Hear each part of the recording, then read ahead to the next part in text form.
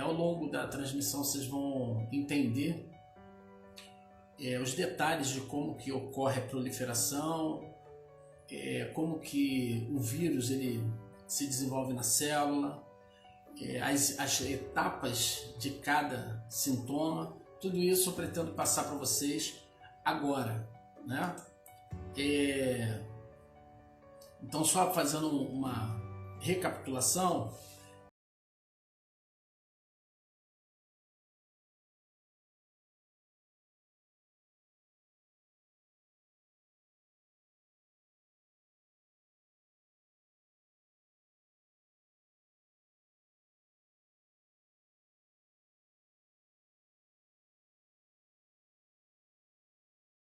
impelidas pela tosse, espirro da pessoa infectada.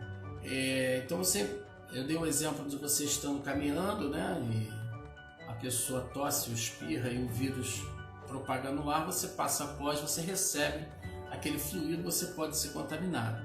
Uma outra forma de contágio muito comum é quando a pessoa tem o vírus, ela passa a mão, passa a mão no canto da boca, né? Espirrete, tossir, e depois eu boto a mão na maçaneta, no botão do elevador, né, no volante do carro, em algum objeto que uma pessoa depois vai vir, pode tocar esse objeto. E a partir do momento que ela toca o objeto, até tocar o objeto não tem problema nenhum. O problema é tocar o objeto e, com descuido, levar a mão ao rosto, por exemplo, porque a mucosa das vias aéreas é o caminho o qual o vírus ele encontra como entrada no organismo do ser humano, tá certo? Felipe, estamos aqui de novo, né? Então, eu acho que eu estou no vídeo certo, estou tentando abrir ali, mas agora eu acredito que não cai não. Se cair vai ser no final, né? No final, quando tudo terminar. Enfim, quais são os principais sintomas, né? Os principais sintomas causados pela Covid-19? Eles são cansaço, febre e tosse seca. Então, assim, no primeiro estágio da patologia, ela vai se apresentar com esses sintomas. Alguns pacientes eles podem apresentar dores musculares, congestão nasal, dor na garganta e até mesmo quadro de diarreia. Isso são dados da Organização Mundial da Saúde. Agora sim, o que exatamente o coronavírus faz ao nosso corpo, né? Como que se infecta? E como o nosso corpo se recupera da doença? Então essas perguntas eu espero que nós possamos apresentar as respostas ao longo desse encontro. Bom, o coronavírus é o principal vírus em ação respiratória. Desde 1960, nós temos conhecimento da existência e da presença do coronavírus no meio social. Isso não quer dizer que ele surgiu em 1960, ele pode ter surgido antes. Ele pode ter surgido na pré-história e vir desenvolvendo ao longo do tempo, né? Migrando, sofrendo mutação e etc. Existe coronavírus que afeta gatos, os felinos, tem coronavírus que afeta os caninos, tem coronavírus que afeta o homem, tem coronavírus que afeta morcegos e outros.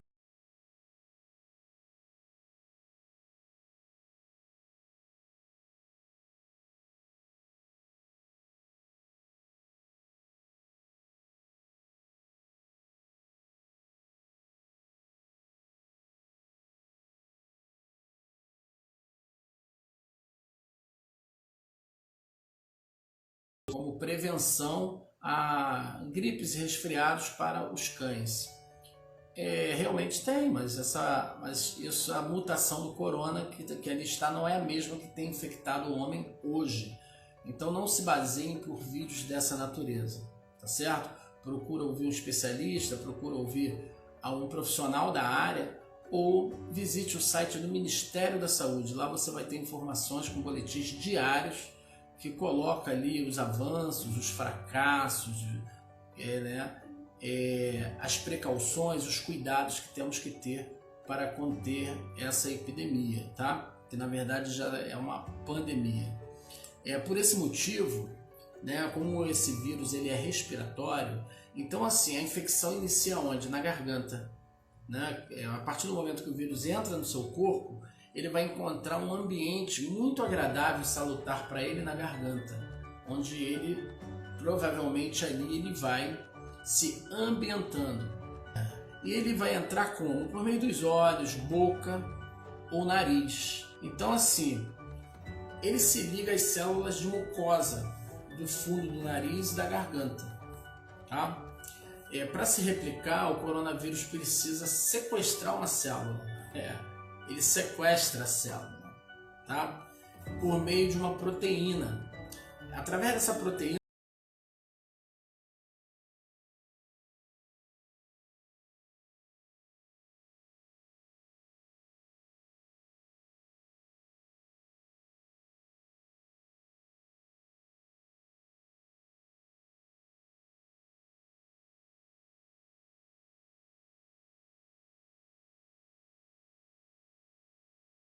penetra na membrana da célula, né? Ele ultrapassa a membrana celular através do processo de invaginação. Uma vez dentro da célula, né? Assim como os outros vírus, ele começa a dar ordem para produzir mais vírus. Então assim, ele entrou na célula. Quando ele está dentro da célula, vamos raciocinar. Imagina que aqui é um ambiente do corpo. Então os leucócitos estão ali circulando. O leucócito encontrou o vírus, ele vai atacar. Encontrou outro vírus, ele vai atacar. Então o que o vírus faz? Ele localiza uma célula e ele se esconde dentro da célula. O HIV também funciona assim, ok? Mas HIV é outra patologia e em outro momento, se houver necessidade, a gente fala a respeito.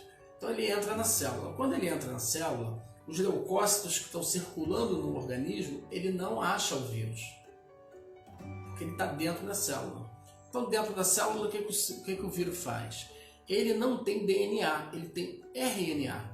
Então a partir do RNA que ele leva para dentro da célula, a célula entende que aquele RNA faz parte do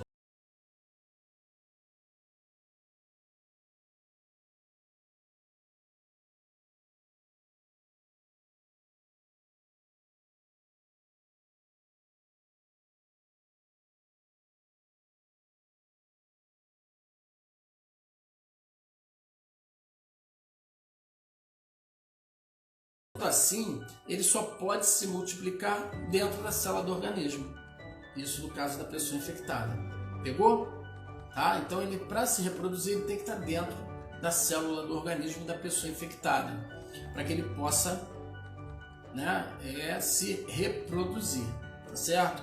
Então assim, quando as cópias estão prontas, ou seja, já reproduziu centenas e milhares de células, ele na verdade ele destrói a célula, né? A partir do momento que ele destrói as células onde foi originado aquele vírus, eles começam a infectar e replicar o processo em outras células. Então uma célula ele produz infinitos, né, vírus ali dentro.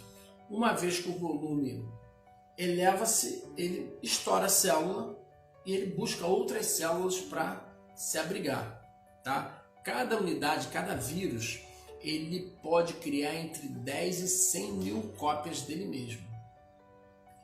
E pelo quantitativo,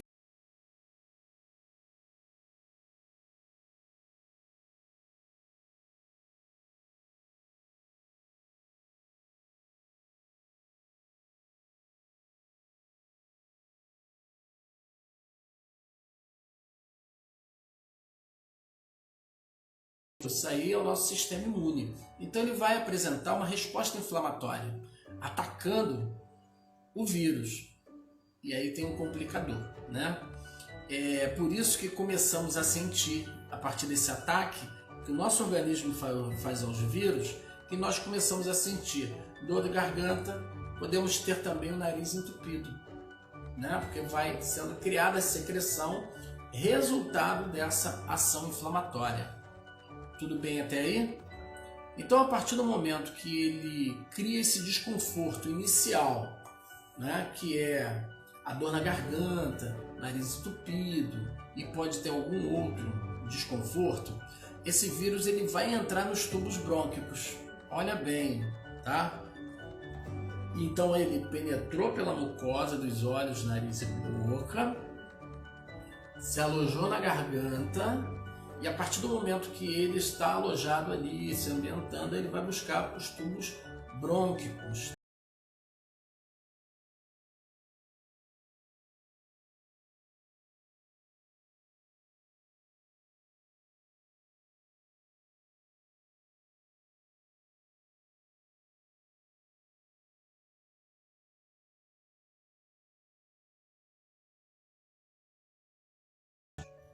Perfeito? Lembrando sempre que tem inflamação, é a ação do nosso sistema imune que está atacando aquele vírus, tá? E quando ele ataca o vírus, ele acaba agindo com excesso de força, tá bom? Isso vai causar irritação e nesse momento nós vamos começar a tossir. Estão entendendo as fases? Tá? Quando isso ocorre, a resposta inflamatória aumenta. Por que ela aumenta, né? Porque o corpo está combatendo o vírus. Essa é a maior de todas as verdades. E, consequentemente, vai surgir quem? A febre. Estão conseguindo entender as fases, né? A partir daí, vamos começar a nos sentir mal e, obviamente, vamos ter perda de apetite. De acordo com uma análise da Organização Mundial de Saúde, mais um dado, né? Baseada no estudo com 50 mil pacientes, 80% dos infectados desenvolvem os sintomas leves, que repetindo o que eu já falei lá em cima, e nessa fase o que ele tem? Febre, tosse e em alguns casos leva à pneumonia, dentro daqueles 80%, né? Já 14%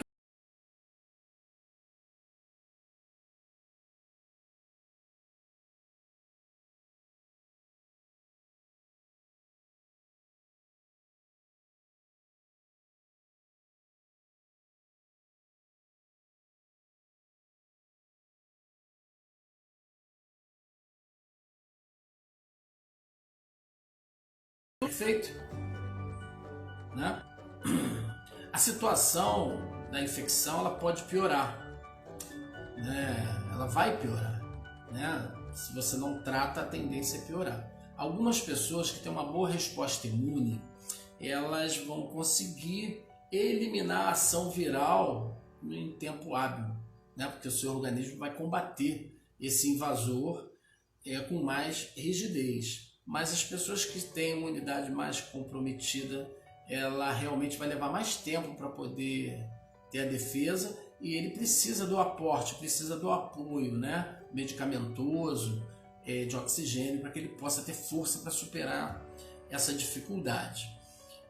Quando o vírus sai do canal brônquico, né? Então, ó, ele entrou nas veias aéreas, se alojou na garganta, alcançou a traqueia, os canais brônquicos. Quando ele sai dali, ele só tem um caminho, ele vai atingir quem? Os pulmões, né? E lá nos pulmões ele vai causar uma inflamação. Essa inflamação vai trazer um quadro de pneumonia, né? Pneumonia é uma doença, uma patologia muito conhecida que todos nós sabemos que leva à morte.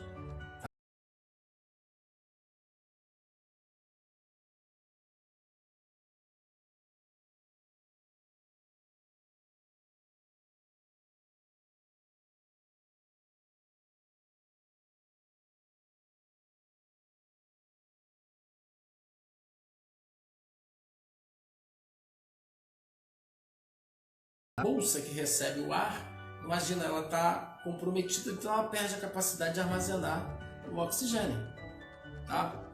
E aí, quando o corpo não recebe o oxigênio suficiente, o paciente deve ser o quê? Hospitalizado. Ele vai precisar estar conectado a um respirador para poder receber aporte de oxigênio. Ok? Perfeito? O problema não é apenas a infecção, né? Mas a maneira como o nosso corpo responde para combatê-la, né? É o que eu falei ainda há pouco a respeito. Para evitar que a infecção sequestre nossas células, nosso corpo produz substâncias químicas bastante agressivas. E essas substâncias químicas que o nosso corpo produz é que lesionam o nosso próprio organismo, tá? No caso da pneumonia, o vírus cria congestão nos alvéolos. Lembra da grande circulação e da pequena circulação? Eu acredito que vocês lembram, né? A pequena circulação, o sangue sai do lado direito do coração, passa pelos pulmões para absorver o quê? O oxigênio. Ali ele libera o gás carbônico e absorve o oxigênio.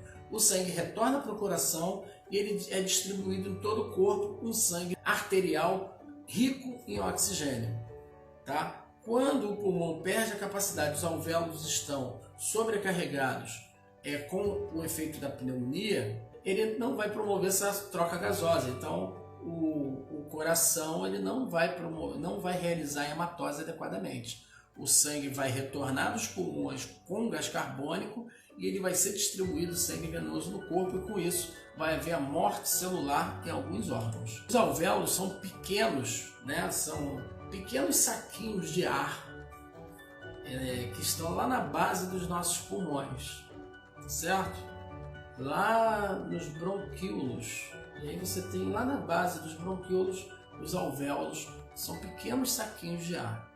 Eles que é ali que os vasos sanguíneos circulam e existe através da permeabilidade, né, a troca gasosa, tá? Essas pequenas estruturas, que são os alvéolos, são aquelas que normalmente se enchem de ar. E através das suas paredes ocorre a troca pela qual o oxigênio chega ao sangue, daí para o resto do corpo. Mas essas bolsas estão cheias. Nesse caso, por conta da pneumonia, estão cheias de quê? Da infecção. Isso leva à insuficiência respiratória, tá? E o coração sem oxigênio suficiente pela corrente sanguínea não pode funcionar, ok? Não havendo oxigênio, o coração não pode funcionar. A resposta inflamatória ela pode ser comparada a uma guerra, né? Uma das aulas, inclusive, eu já falei sobre isso. Nós montamos um cenário de guerra. No nosso organismo, constantemente tem esse tipo de combate. Uma ocasião, nós falamos sobre tuberculose, né? Em uma das nossas aulas. E estava falando exatamente sobre isso, sobre o conflito que ocorre dentro do nosso organismo, no caso da tuberculose, devido à presença do bacilo de Koch, que é uma bactéria, e as nossas células que estão atacando ali esse bacilo, e as secreções pulmonares são produzidas proteínas que é resultado da infecção, né, da morte de celulares que acabam acumulando e gerando o exudato, tá? Então vamos lá. Imagina que são dois exércitos que lutam entre si, tá? Mas às vezes, no combate entre um exército e outro, bombas machucam as pessoas, não é? Às vezes um míssil atinge um hospital, atinge uma escola, não é isso? E isso é o que acontece no nosso corpo, né? A resposta imune ela pode ser tão poderosa que ela acaba danificando o tecido onde o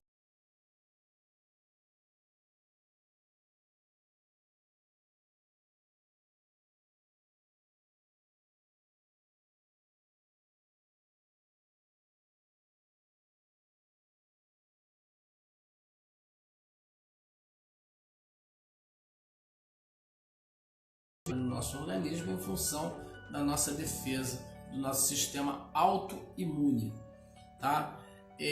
Pode acontecer quando a resposta inflamatória é tão forte que aumenta o problema da pneumonia. Isso no caso da infecção do coronavírus, do Covid-19, quando ela está proliferado nos pulmões. Então significa que a infecção não precisa passar para outra parte do corpo para que uma pessoa infectada fique em estado clínico. O pulmão já acaba sendo o órgão mais afetado e que a pessoa fica numa situação de grande debilitação, tá? Grande debilidade. O coronavírus também pode espalhar para outra parte do corpo, ou para outros órgãos. Alguns estudos e pesquisas, deixa eu dar o ok aqui, ele voltou falando, não quero o meu áudio, né? Alguns estudos e pesquisas sugerem que o Covid-19 não é apenas capaz de causar pneumonia. Então, alguns estudiosos hoje já avançam nesse sentido, mas também eles podem causar dano em outros órgãos, como, por exemplo, o coração, o fígado e rins. Assim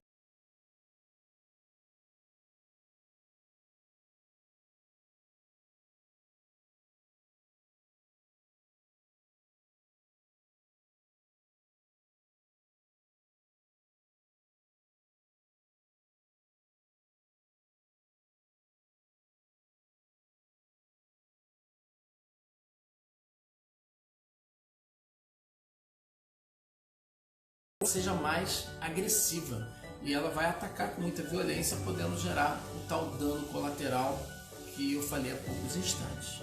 Então, assim, alguns estudos que vêm sendo realizados, né, ao longo do tempo e que a gente vem acompanhando isso passo a passo, esses estudos eles falam sobre o SARS. E aí eu gostaria que você, nesse momento, escreva isso. S-A-R-S, SARS, tá? Que é Síndrome Respiratória Aguda Grave, na verdade. Tá? É uma sigla em inglês que, trazendo para o português, é Síndrome Respiratória Aguda Grave. Se você for estudar vírus, né, a virologia, esse tipo de infecção, você vai encontrar muito essa sigla, SARS, S-A-R-S. Perfeito? É similar ao Covid-19, né, o SARS. Achamos que ela pode ir também para outras partes do corpo. Então, o SARS ele é bem parecido com o Covid-19. Inclusive, o Covid-19 ele é considerado como SARS-CoV-2. Ok? SARS-CoV-2. Isso pode explicar em parte por que alguns pacientes infectados sofreram diarreia, dor abdominal, né? Porque são problemas que estão diretamente ligados a uma infecção respiratória. Então vamos lá. Por que a pessoa tem diarreia, tem dor no abdômen se é infecção respiratória? É porque o vírus ele migra para essas regiões. A diarreia e a dor vai ser resultado do dano colateral. Então, as doenças SARS, né, que é a síndrome respiratória aguda, e o outro é MERS, um outro termo que você vai ver muito se você for estudar a questão viral. MERS é a sigla, tá certo? É coronavírus da síndrome respiratória do Oriente Médio. Então você vê que o MERS ele tem sua origem e predominância no Oriente Médio. Os estágios mais graves eles são muito semelhantes com a ação que nós vemos agora no Covid-19. Mas para chegar a essa conclusão, né, é necessário conhecer os resultados de quê? Das autópsias. E quem é que faz as autópsias? Certo? Entendeu a importância desse momento, a importância desse conteúdo, a importância dessa aula para você que hoje estuda auxiliar em necropsia e tanatopraxia? Ok? Então vale destacar que essas informações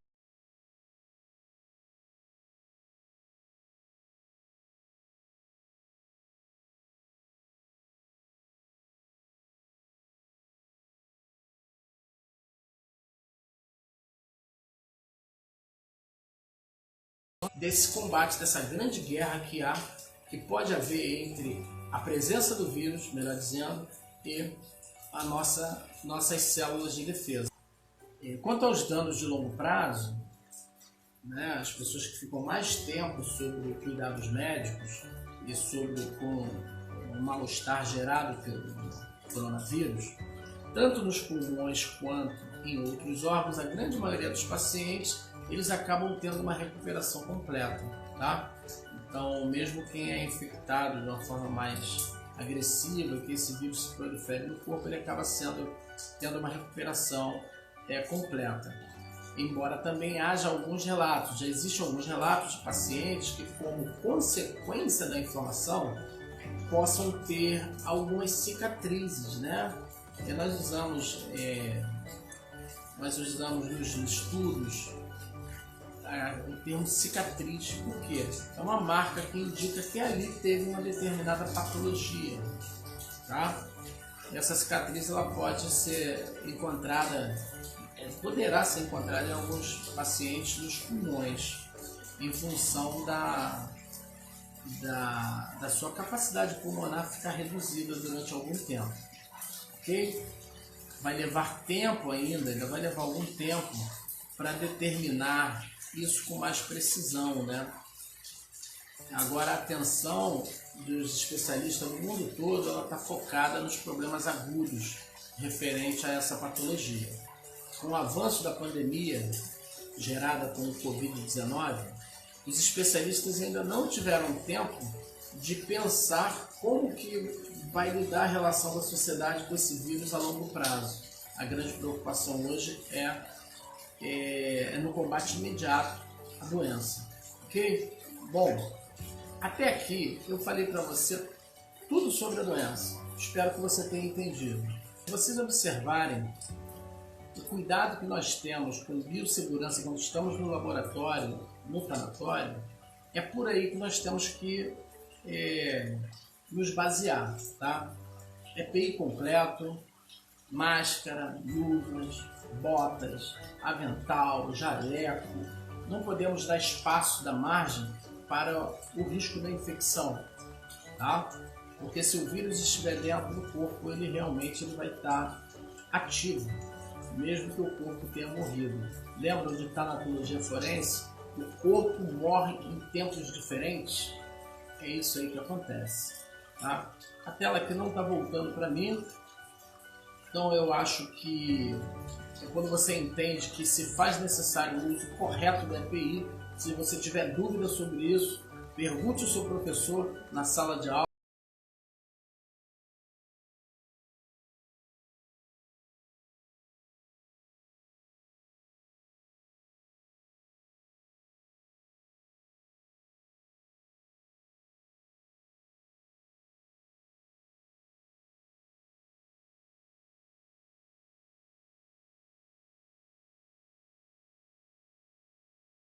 Da resistência que ela tem, né? E aí às vezes se faz necessário usar 2 ou 3 luvas, tá? Para que você não tenha o risco de tocar parte do corpo e o vírus ficar alojado embaixo das suas unhas.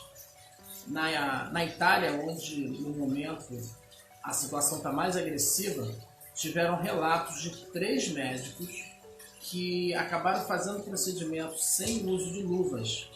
Esses médicos foram infectados, o diagnóstico deles não foi detectado. Quando foi detectado, já estava em alta, né? Já estava com uma replicação muito grande do vírus nas suas células e tiveram o óbito de 3 profissionais da saúde. 3 médicos que lutavam para salvar vidas e acabaram tendo óbito por problemas de biossegurança. Ok? Lavagem das mãos antes de adentrar ao laboratório, técnica cirúrgica, ok? E a lavagem das mãos ao sair do laboratório, técnica cirúrgica, água e sabão. O álcool gel, quando que ele é usado? Apenas na rua, que às vezes você não tem condição de parar para lavar a mão, então você um frasquinho pequeno de álcool gel na bolsa, você rapidamente faz uma higienização, tá? Tânia, pode ficar com problema respiratório, já que os pulmões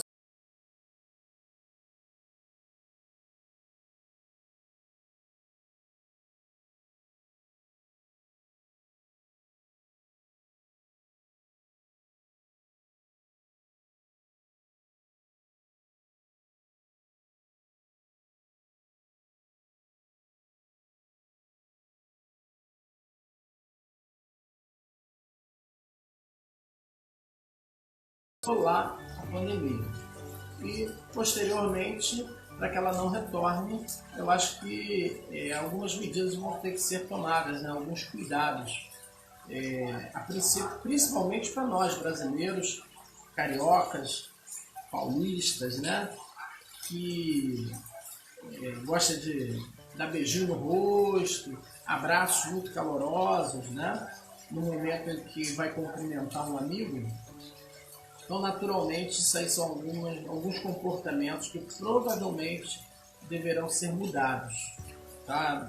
Na nossa sociedade. Agora, fora isso, as mesmas medidas para influenza, né? H1N1, por exemplo, lembra? Quando a H1N1 começou a se espalhar, ela não gerou pânico, né? Mas ela se espalhou, gerou algumas vítimas. É a higiene. Nós, de uma forma geral, enquanto sociedade, precisamos melhorar muito a nossa higiene. Perfeito? O medicamento que está sendo recomendado é exclusivamente aquilo que você já toma quando você está com uma situação gripal. Você está sentindo um resfriado, você toma um analgésico, você toma um antitérmico, né? Basicamente é isso. Importante. Um fator importante. A pessoa contraiu o vírus, né? É porque o curso nosso é necrópsia, a nossa preocupação é falar sobre a autópsia, os cuidados, a biossegurança, os efeitos que o vírus faz, né? No corpo. Mas é bem provável que vocês deparem com casos como esse, seja em estágio, quem ainda está em estágio, ou seja no trabalho, quem tiver a oportunidade de trabalhar nessa área, é bem provável que vocês encontrem pacientes com quadro de coronavírus e o cuidado deverá ser triplicado, assim como nós temos com os quadros de hepatite, né? Os cuidados vão ser redobrados. Mas a questão da medicação é o seguinte: quando você está com uma situação de gripe, você toma um antigripal, não é isso? É antitérmico, né? Você toma um analgésico para que você possa conter ali.